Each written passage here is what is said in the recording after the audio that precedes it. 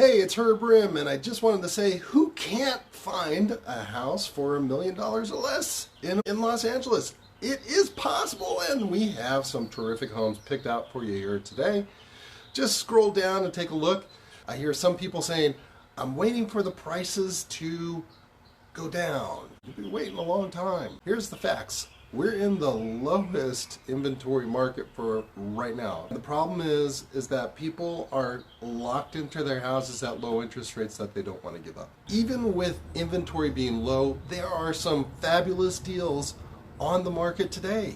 You have to check them out. Another thing is that I hear people saying, hey, I want to wait until the market crashes. Well, I got news for you. See this chart here?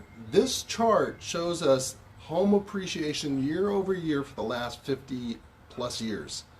Now, the thing you'll notice here is there's only a couple years where the prices actually went down. And you'll see 2008 there, and 2008 is a whole nother situation that we're not seeing today. So chances are that home prices will go down about as good as what we'll see 3% interest rates again. So don't let that stop you. Hope that helps. Check out these listings right below.